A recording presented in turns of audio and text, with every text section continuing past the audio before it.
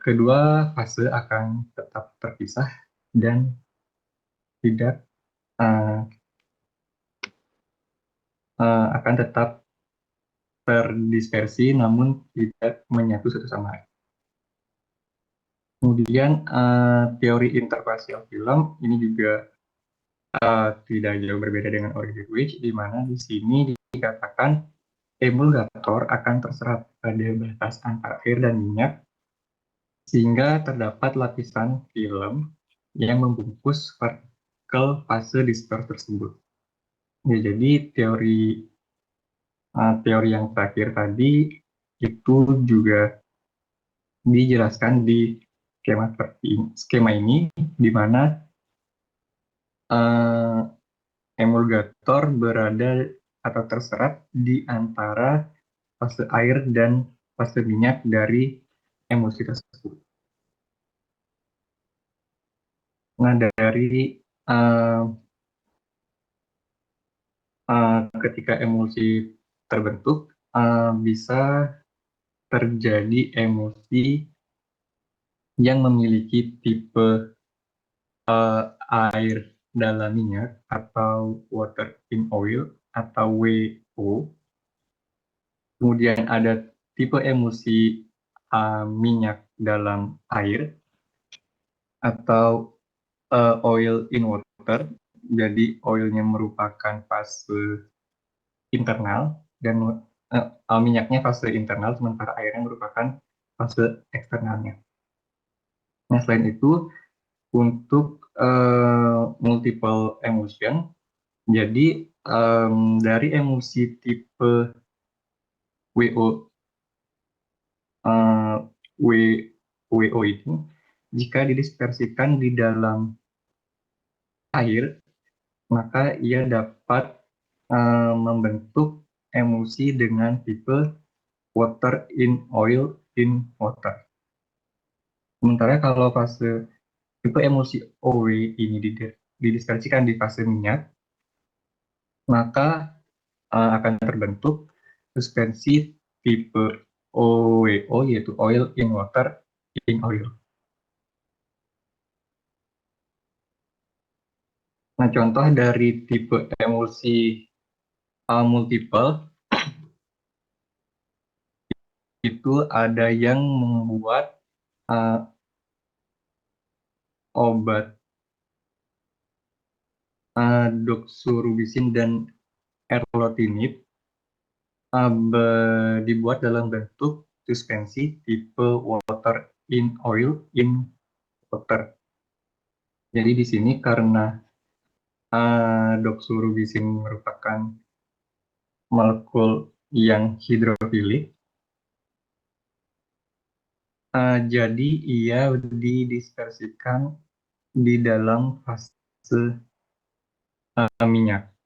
Sementara erlotinib yang merupakan hidro terdispersi di dalam fase minyak, sementara erlotinibnya terdispersi di fase airnya. Nah, kemudian sistem seperti emulsi seperti ini akan memungkinkan pelepasan obat yang lebih tertarget, di mana ketika sistem emulsi ini menembus, di sini doxorubicin ditujukan untuk terlepas di dalam inti sel, sementara si erlotinibnya di sitoplasma sel. Jadi kedua obat ini ditujukan untuk sebagai agen sitotoksik, yaitu untuk mengurangi proliferasi sel kanker.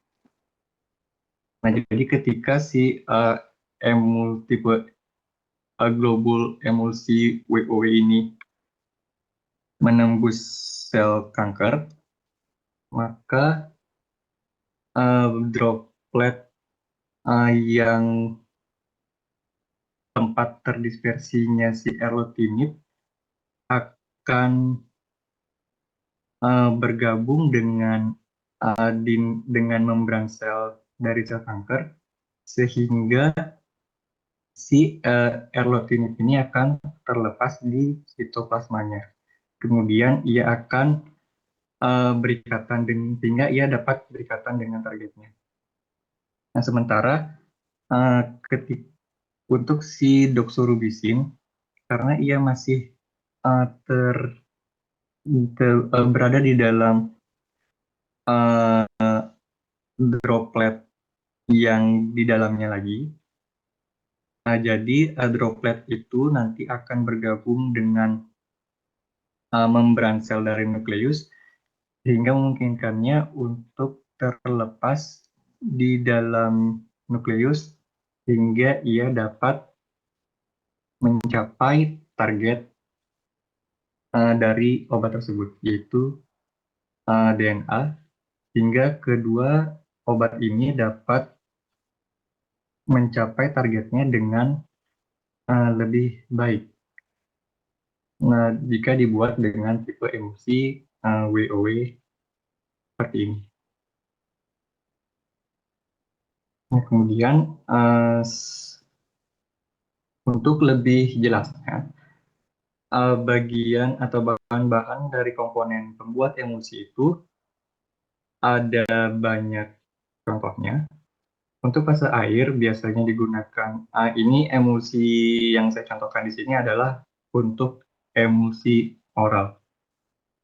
Untuk air digunakan, untuk fase airnya dapat digunakan purified water, kemudian fase minyaknya bisa digunakan vegetable oil seperti cottonseed oil, arachis oil, dan atau almond oil. Untuk emulsifying agent atau emulgator atau surfaktan, terdapat banyak pilihan, ada yang anionik, kationik, amfoter, dan non-ionik. Kemudian untuk eksipien yang berfungsi untuk meningkatkan viskositas juga ada banyak. Ada turunan selulosa seperti sodium karboksimetil selulosa atau yang biasa disebut CMCNA. Kemudian ada hidroksipropil metiselulosa dan lain-lainnya. Untuk yang natural gum ada akasia, tragakan, santan gum, guar gum, dan lain-lain. Untuk yang natural, yang namun polimer, contohnya ada ketosan, agar, alginat, dan yang sintetis atau yang buatan ada karbopol, PVP atau polyphenylfluoridone, polyvinyl alkohol, dan lain-lain. Untuk buffer bisa digunakan asam sitrat, sodium sitrat, asetat, atau sodium asetat. Untuk pengawet diperlukan agar tidak cepat terbentuknya koloni proba. Jadi biasanya dipakai metil atau propil hidroksi benzoic acid. Asam benzoat antioksidan diperlukan, contohnya sodium sulfit, sodium metabisulfit, asam askorbat. Kemudian ada yang antioksidan hidrofobik, contohnya ascorbylphenita, tocopherol, dan yang lainnya. Untuk pemanis juga mungkin sudah biasa. Yang digunakan ada laktosa, fruktosa, glukosa, aspartam, dan lain-lain. Kemudian ekspien lainnya dapat berupa pemberi warna atau pemberi rasa lainnya. Ini bisa digunakan.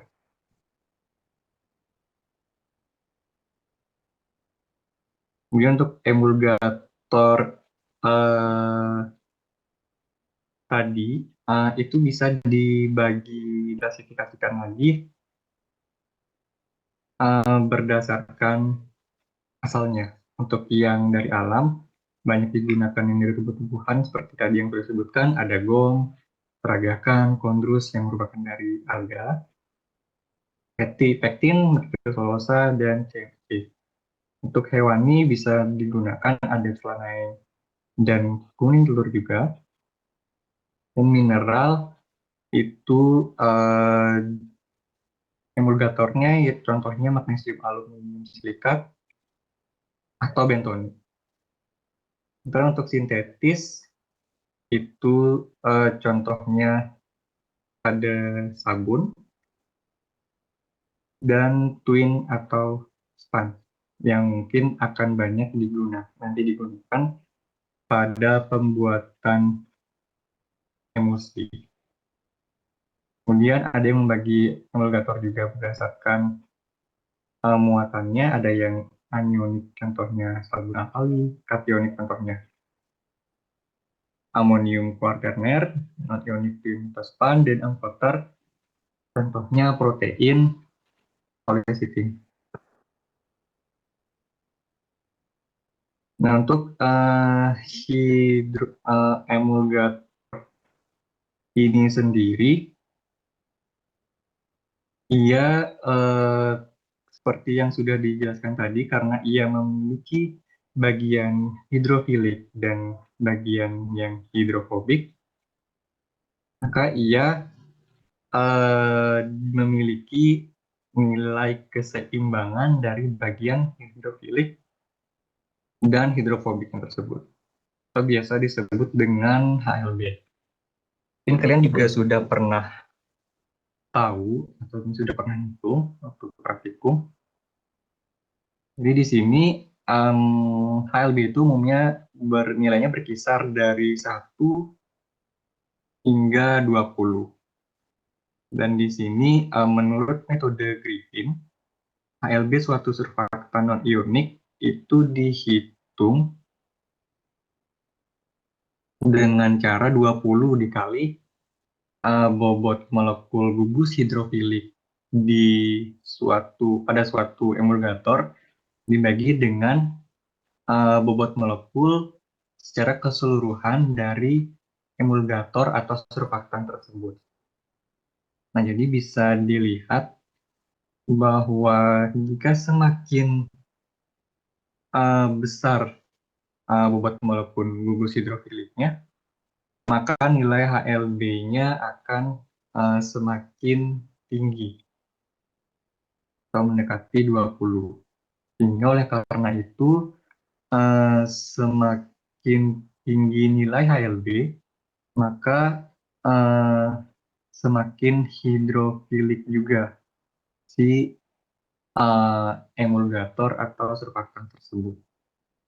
Dan nilai-nilai ini juga memiliki peran atau fungsinya masing-masing, di mana untuk nilai HLB di bawah 6 itu umumnya bersifat hidrofobik, sementara nilai 6 hingga 10 itu dapat didispersikan di air, dan di atas 10 ia bersifat hidrofilik.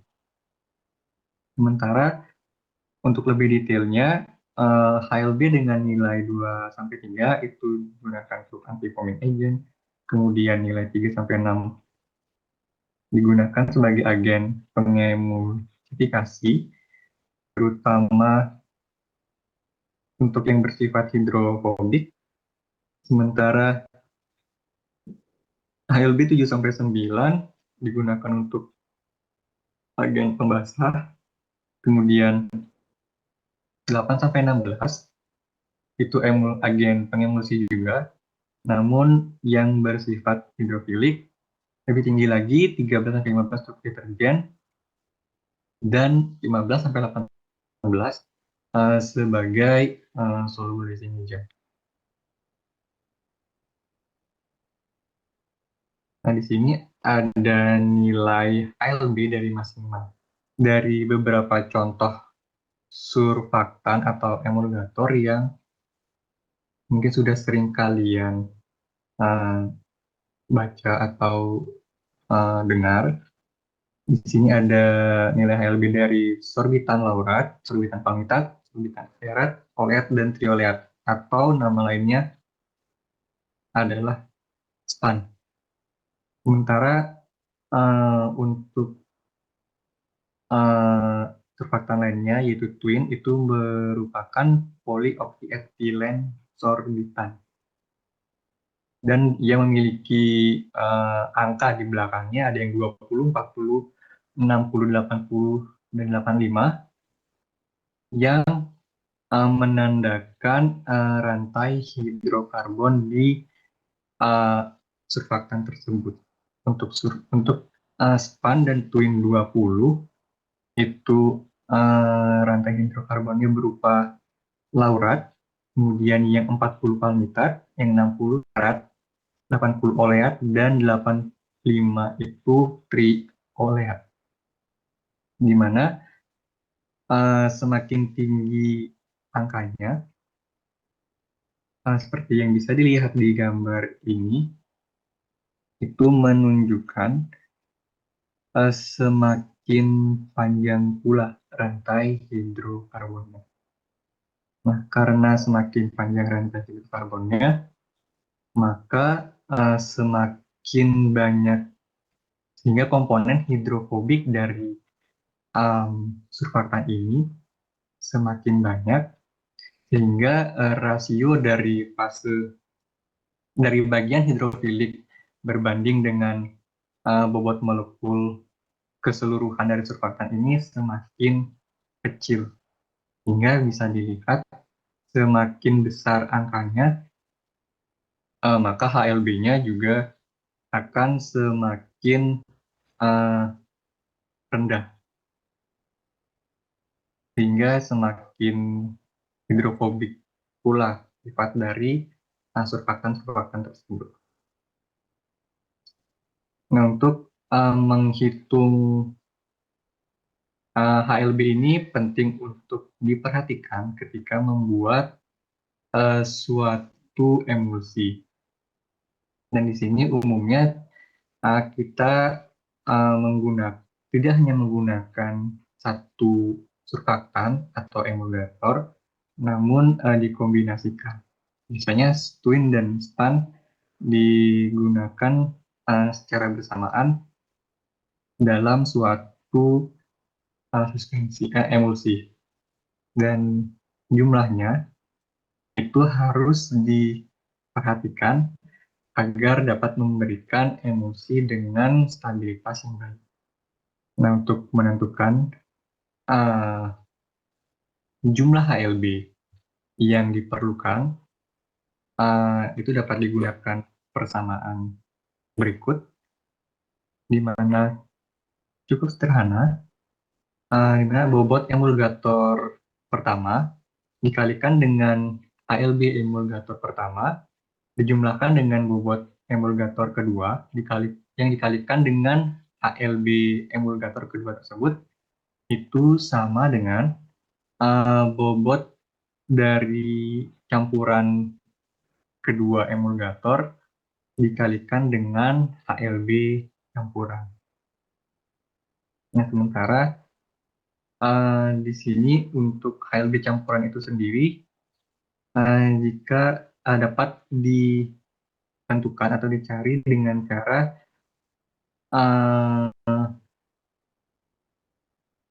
dengan persamaan persentase dari emulgator yang pertama jika dikalikan dengan HLB-nya dan ditambah dengan persentase dari emulgator kedua yang dikalikan dengan nilai HLB-nya akan sama dengan HLB campuran. Nah, persentase ini maksudnya adalah persentase dari total emulgator yang digunakan, bukan persentase dari bobot sediaan emulsi secara keseluruhan. Mungkin untuk contohnya, di sini pada pembuatan 100 mili emulsi tipe minyak dalam air, diperlukan emulgator total dengan nilai HLB 13. Emulgator yang dipakai sebanyak 8 gram, yang terdiri dari span 20 dan twin 20.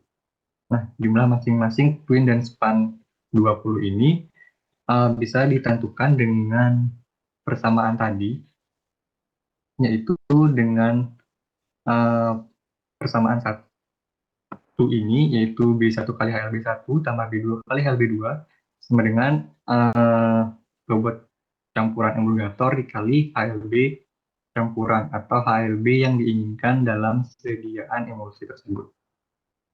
Nah, di sini uh, karena bobot campuran merupakan bobot dari twin dan span, maka bobot twin dan ditambah bobot span sama dengan bobot campuran, yaitu 8 gram.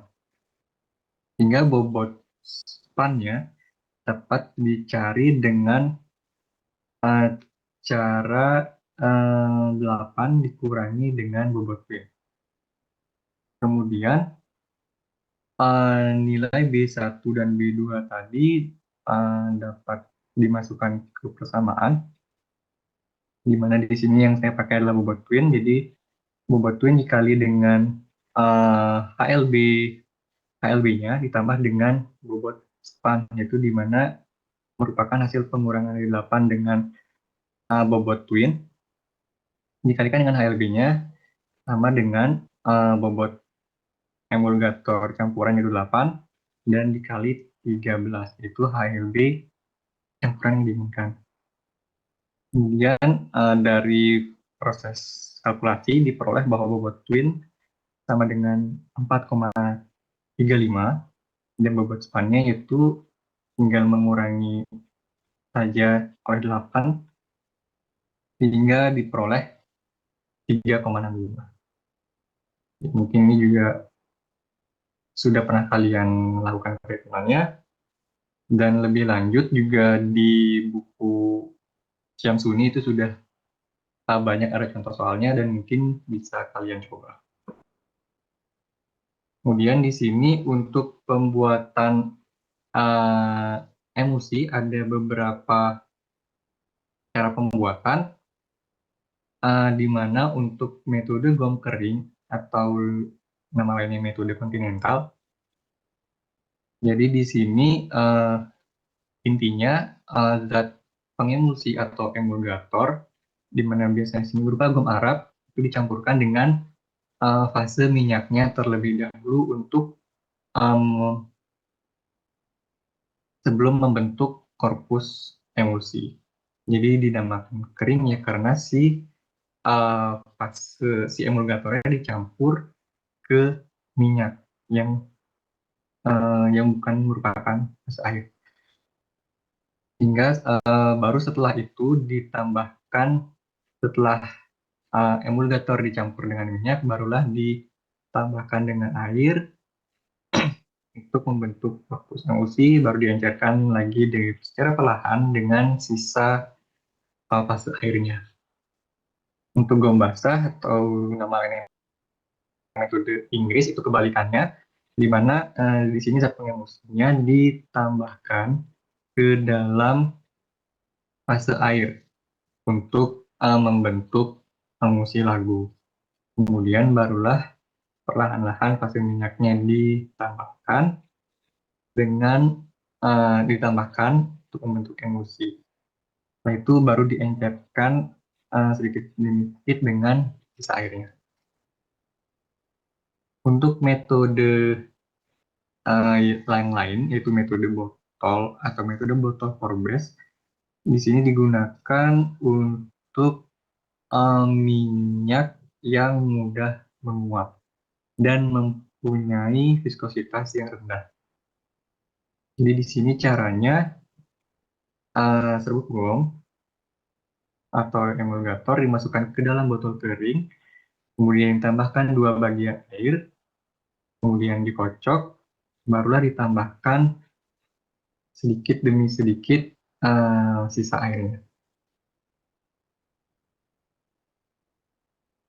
Nah, dalam pembuatan emulsi terdapat beberapa faktor yang dapat mempengaruhi, di mana yang pertama yaitu jumlah emulgator. Nah, di sini jika terlalu sedikit maka akan mengakibatkan terjadinya inversi fase, atau di sini merupakan berubahnya fase atau tipe emosi dari yang awalnya air dalam minyak menjadi minyak dalam air. Nah, hal itu karena eh, terlalu akibat terlalu sedikitnya jumlah emulgator, maka eh, tidak cukup adanya agen eh, pengemusi untuk mempertahankan globul-globul fase terdispersi berada dalam bentuk stabilnya. Karena tidak ada yang mendispersi, maka globul-globul tersebut akan eh, bergabung cepat bergabung kembali oleh fase sejenisnya, hingga jika dibiarkan terus maka akan terjadi inversi fase. Sementara jika terlalu banyak, maka dapat mengakibatkan ukuran droplet yang terlalu kecil. Nah, terlalu kecilnya ukuran droplet ini juga dapat meningkatkan kecenderungannya untuk bergabung kembali atau bergabungnya droplet-droplet kecil dalam emosi menjadi droplet yang lebih besar atau yang disebut juga dengan coalescence. Nah, jadi jumlah emulgator ini sangat penting untuk ditentukan jumlahnya, yang salah satu caranya dapat dilakukan dengan menghitung nilai HLB tadi. Temperatur juga berpengaruh, di mana temperatur yang terlalu rendah itu dapat menghambat proses emulsifikasi atau proses terbentuknya emosi. Karena di sini eh, temperatur itu berkaitan dengan energi kinetik suatu molekul, di mana jika terlalu rendah maka energi yang diperlukan untuk membentuk emosi itu menjadi tidak cukup, sehingga proses emulsifikasi tidak bisa terbentuk. Ini ketika proses pembuatan emosi ini itu memerlukan proses pengadukannya. Jadi ketika fase air itu ketika emulgator dicampurkan dengan salah satu fasenya, ada fase fase emulsinya, maka proses itu memerlukan proses pengadukan yang tepat, baik dari segi temperatur, intensitas, dan durasi, agar fase air dan minyak yang sebelumnya tidak bercampur menjadi bercampur. Gitu. Namun di sini jika temperatur yang diberikan terlalu tinggi, maka juga tidak bagus karena dapat mengakibatkan ketidakstabilan emulgator atau mungkin zat aktifnya. Karena emulgator tidak stabil pada suhu tinggi atau melebihi suhu stabilnya, maka ia tidak dapat berfungsi, dan proses emulsifikasi pun juga sebenarnya akan tidak terjadi, hingga ya emosi menjadi tidak terbentuk. Kemudian dari intensitas pencampuran juga sama. Kalau terlalu lemah proses pengadukannya, maka pembentukan emosi juga tidak sempurna karena tidak cukup energi yang diperlukan untuk membentuk droplet-droplet kecil emosi. Sementara pencampuran yang terlalu kuat akan mengakibatkan ukuran droplet menjadi terlalu kecil juga, hingga juga mengakibatkan coalescence, dan emosi pada akhirnya pecah. Durasi pencampuran juga perlu diperhatikan karena jika terlalu singkat akan mengakibatkan emulsifikasi yang tidak sempurna, distribusi ukuran droplet yang juga tidak merata, hingga hal ini pada akhirnya juga mengakibatkan emulsi kedua fase di dalam emulsi akan terpisah.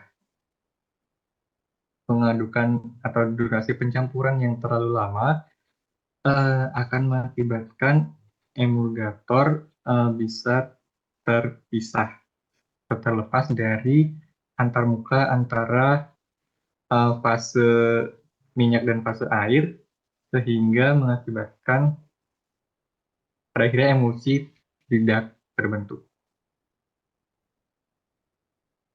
Nah, di sini dari emulsi yang dapat dibuat, ya yang sudah dibuat itu tipenya bisa dibedakan dengan beberapa cara. Ada yang diencerkan dengan fase eksternalnya. Jadi jika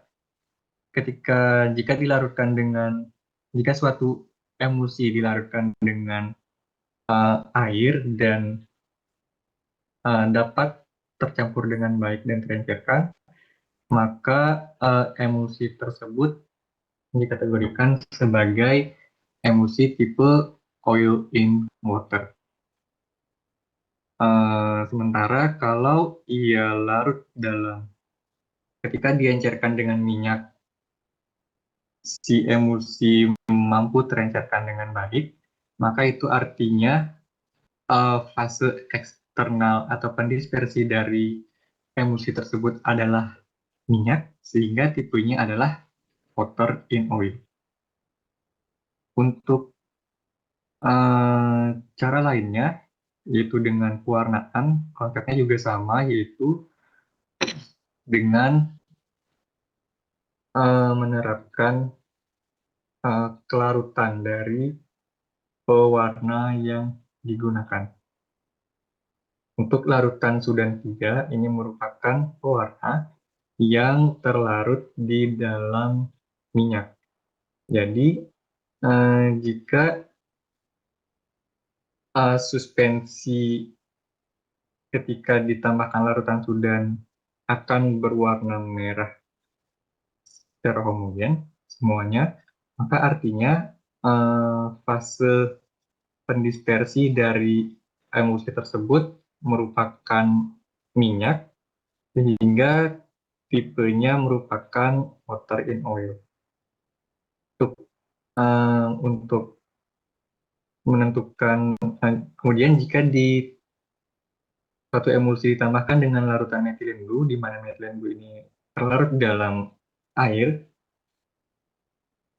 ketika ditambahkan ini, jika terbentuk warna biru yang homogen di emulsinya, maka artinya fase pendispersinya merupakan air, sehingga tipe emulsinya adalah oil in water. Untuk kertas saring atau kertas tisu juga bisa digunakan, di mana jika suatu emulsi diteteskan pada kertas saring atau kertas tisu dan terbentuk noda minyak, maka artinya fase pendispersi dari emulsi tersebut adalah minyak, sehingga tipenya adalah water in oil. Untuk konduktivitas, cara lainnya itu dengan konduktivitas listrik, di mana di sini elektroda dicelupkan ke dalam cairan emulsi. Nah, jika lampu neon itu menyala, jika elektroda dicampurkan ke suatu tipe emulsi, maka emulsi tersebut merupakan oil in water. Karena fase pendispersinya merupakan air dan air merupakan konduktor listrik, hingga mengakibatkan lampu neon bisa menyala. Sementara tipe emosi water in oil tidak akan menyebabkan lampu neon menyala karena itu dapat mengandalkan listrik hingga uh, emosi yang seperti itu dikategorikan sebagai emosi water in oil.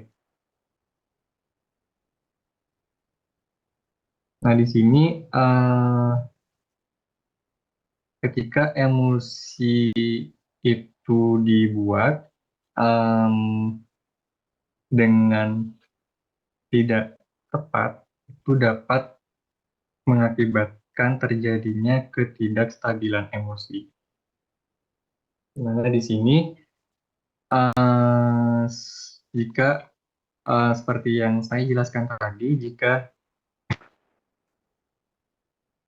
globul-globul atau droplet dari emosi itu bergabung dengan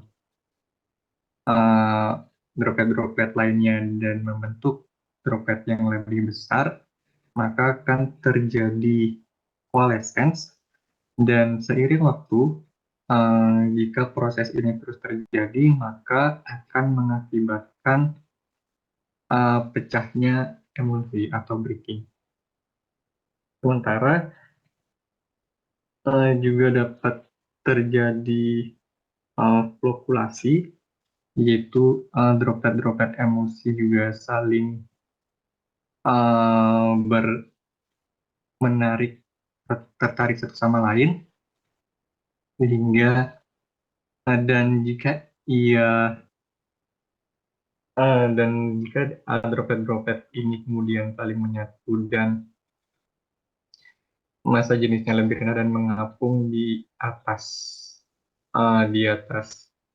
permukaan emosi, maka akan terjadi creaming. Dan jika proses ini terus dibiarkan, maka akan terjadi pecahnya emosi atau breaking.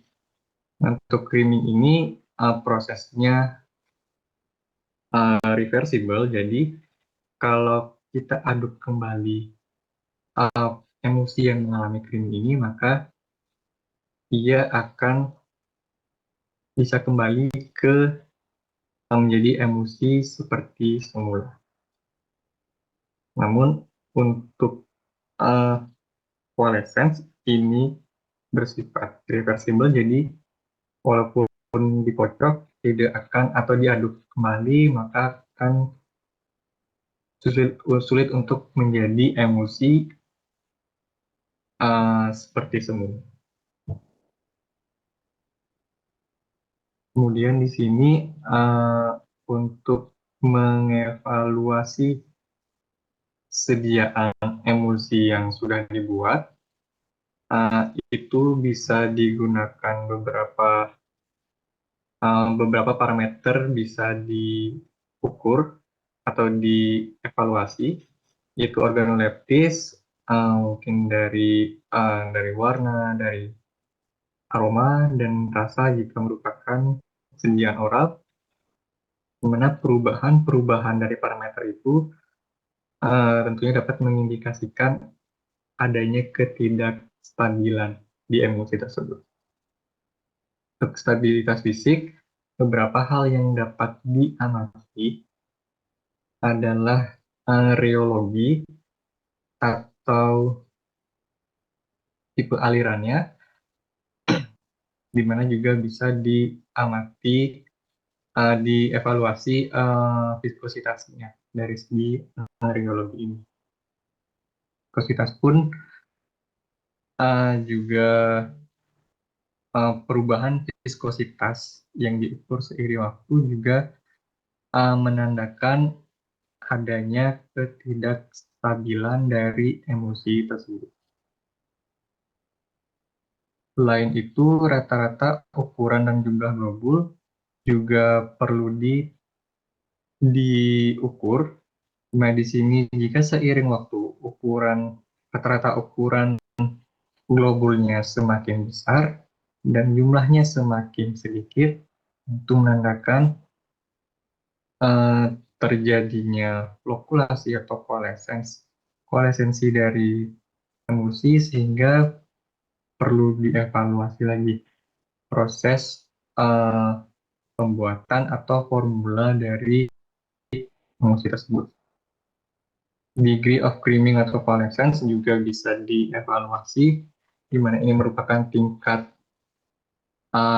eva tingkat tingkat terjadinya creaming atau coalescence yang dihitung dengan mengukur volume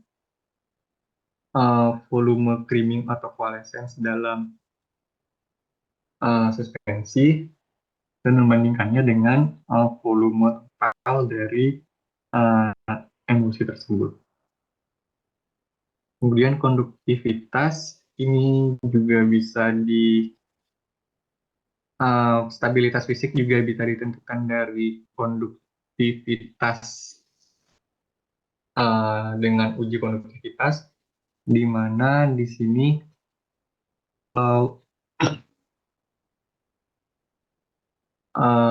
karena emulsi ini merupakan fase yang terdispersi, maka di sana ada semacam muatan di permukaan molekul-molekul yang terdispersi tersebut. Nah, perubahan muatan ini seiring waktu juga dapat mengindikasikan adanya ketidakstabilan di mana ukuran muatan yang berubah dapat mengindikasikan berubah juga ukuran dari fasilitas suspensi dari terdispersi dari emulsi sehingga mengakibatkan sehingga menandakan emulsinya menjadi tidak stabil. Sementara uji transmitan juga bisa digunakan untuk menilai stabilitas fisik, yaitu dengan mengukur jumlah cahaya yang melewati emulsi. Lebih jelasnya seperti ini. Jadi dalam uji transmitan ini emulsi ditempatkan di suatu tabung, kemudian suatu cahaya dari sumber cahaya dilewatkan di setiap bagian tabung yang menampung emulsi tersebut. Nah, emulsi yang stabil umumnya memiliki transmitan yang konstan pada titik tertentu, seperti grafik ini, di mana seiring di setiap ketinggian tabung itu jumlah cahaya yang ditransmisikan sama, yang menandakan bahwa emulsi-emulsi itu memiliki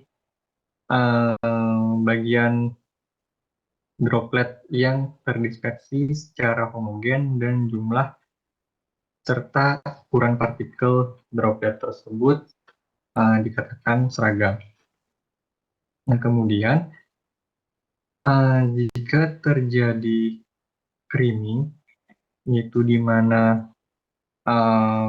droplet-droplet dalam emulsi itu bergabung satu sama lain dan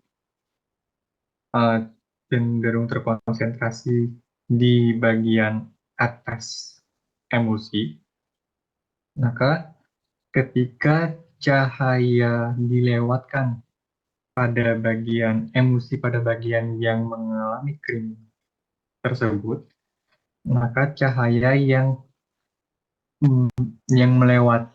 ditransmisikan atau yang berhasil lewat dari bagian yang mengalami creaming itu akan menjadi lebih dikit daripada yang seharusnya. Itu jika dibandingkan dengan jika cahaya itu melewati emulsi yang stabil. Nah, ketika ia sehingga di bagian yang mengalami creaming bisa dilihat bahwa cahaya yang ditransmisikan itu lebih sedikit karena cahayanya terhalang oleh partikel-partikel globul yang terlalu padat dan terlalu besar di bagian creaming. Nah, ketika diarahkan ke bagian yang tidak mengalami creaming, di mana pada bagian itu kerapatan globulnya lebih rendah, maka cahaya akan dengan mudah melewati bagian tersebut sehingga lebih banyak yang ditransmisikan sehingga jumlah transmitted light-nya akan menjadi lebih tinggi daripada emulsi yang stabil.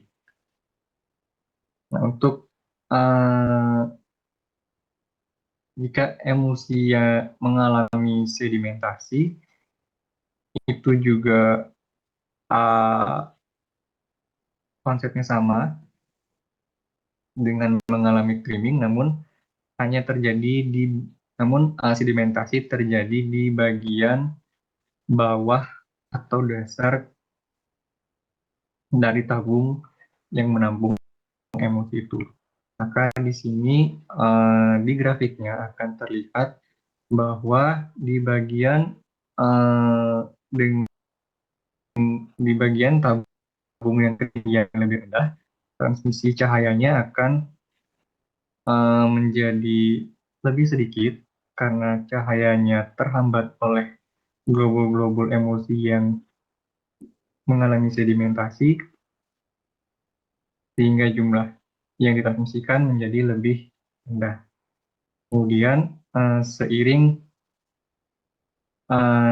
digerakkan ke bagian yang lebih tinggi, di mana pada bagian itu juga tidak di mana pada bagian itu tidak mengandung uh, globul atau droplet dengan kerapatan yang lebih tinggi, maka cahaya yang ditransmisikan juga bisa menjadi cahaya yang melewati bagian itu dapat lewat dengan mudah hingga tertransmisikan lebih tinggi dan jumlahnya pun uh, jumlah yang ditransmisikannya pun menjadi lebih tinggi.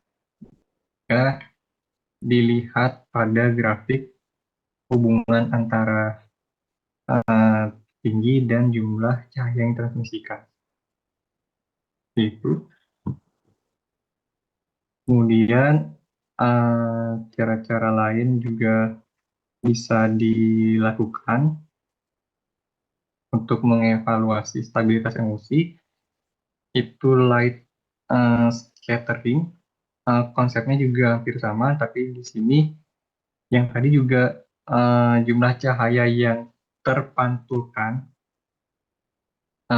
dari oleh partikel-partikel itu juga uh, di juga diukur karena perbedaan ukuran droplet dari emulsi juga dapat mengakibatkan terpantulkannya atau scattering itu terbiaskan ya semacam itu, terbiaskan cahaya yang dilewatkan hingga hal itu juga dapat menggambarkan stabilitas dari emulsi tersebut. Ya, yang dapat saya sampaikan terkait emulsi. Apa ada yang ingin ditanyakan?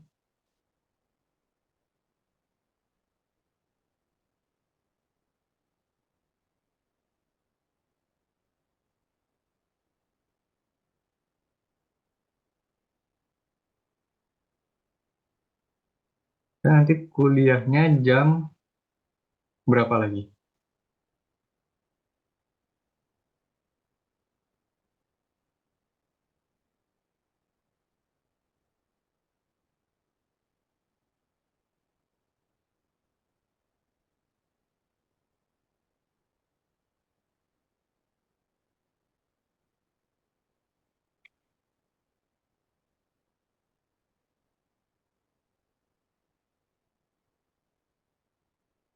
Oh, jam 2 ya.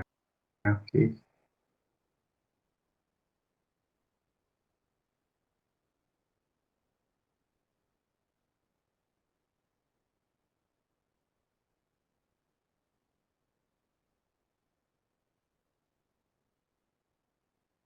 Yang hadir 81 ya.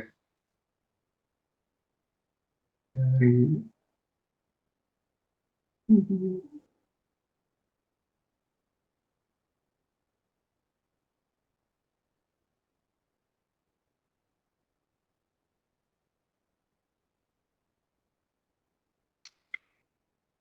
Tapi jika tidak ada yang ditanya, mungkin bisa kita akhiri dulu kuliah pertemuan kali ini. Dan minggu depan dilanjutkan dengan palep kalau nggak salah. Oke, jika sudah selesai, saya tutup roomnya. Selamat pagi dan selamat menjalankan kuliah berikutnya.